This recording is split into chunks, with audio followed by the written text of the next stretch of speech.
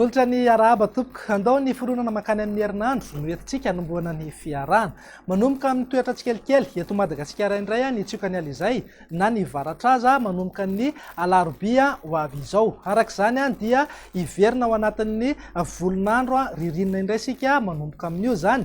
Mahazatra ao anatin'izay dia ahazo orana malefaka ny morontsiraka voany atsinanana iny raha toa kosa ka andrahona amin'ny ankapobeny ny ilany atsinanany afovoantany. Ny maripana ao anatin'izay kosa dia tsy misy fiatsehany firy aloha ny maripana ambany indrindra raha toa kosa ka ahitana fidinany hatrany ny maripana ambony indrindra atao anatin'ny 3 andro manaraka. Ny any amin'ny faritra sisa rehetra moa dia vinavinaina ho maina ny andro amin'ny ankapobeny fa manomboka amin'ny farany herinandro kosa no hitoetra tsikelikely indray zany ny zavona ny voamaraina eto amin'ny afovoantany ny ilany andrefana ary ny tapany atsimony Madagasikara iny. Raha mahakasika ny any an-dranomasina kosa indray dia misy ny filazana ny amin'ny alin-drano vaventy any amin'ny morontsiraka atsimony Madagasikara iny, izany hoe manomboka eto afarafangana ka hatrany amin'ny manodidina ny Morombe mety hitatra any amin'iny morontsiraky ny fahatry Menabe iny ary moa izay alin-drano vaventy mety ho tafiakatra hatrany amin'ny 3,5 metatra ka hatramin'ny 4,5 metatra izany.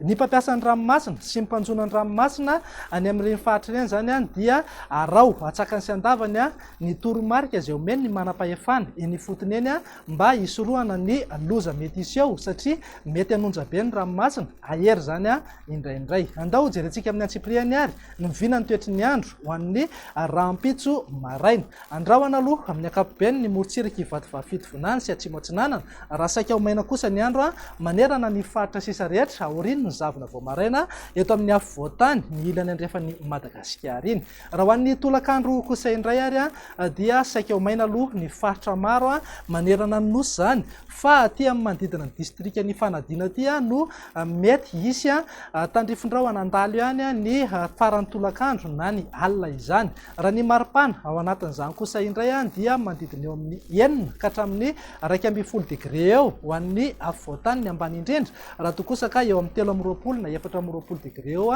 ny maripana ambony indrindra. Any amin'ny manodidina Maheva tanàna sy Antsohiny kosa dia ananika hatrany amin'ny 4,30 degré ny maripana ambony indrindra. Andao jerentsika indray ary mivinany toetry ny andro ho amin'ny alarobia ho avy izao. Hiverina ahazo orana indray aloha ny morontsiraka atsinanany nosy iny raha toa kosa ka andrahoana amin'ny ankapobeny ny ilany atsinanany afovoantany. Any amin'ny faritry melaka iny ihany koa dia mety andrahoana na andrahoana mitsitokotoko ny andro. Ny faritra sisa rehetra moa dia vinavinaina ho maina ny andro amin'ny ankapobeny. Raha ny maripana ao anatin'izay dia ahitana fidinany aloha ny maripana ambony indrindra ho an'ny afovoantany manodidina amin'ny 2,20 na 2,20 degré eo. Torak'izay ihany koa ny amin'iny morontsiraka atsinanana iny eo amin'ny 3,20 ka hatramin'ny 5,20 degré ny maripana ambony indrindra izany. Andao faranantsika amin'ny vinany toetry ny andro amin'ny alakamisy ary zay hitoetrany aloha ny orana malefaka aty amin'ny morontsiraka atsinanany Madagasikara iny. Raha toa kosa ka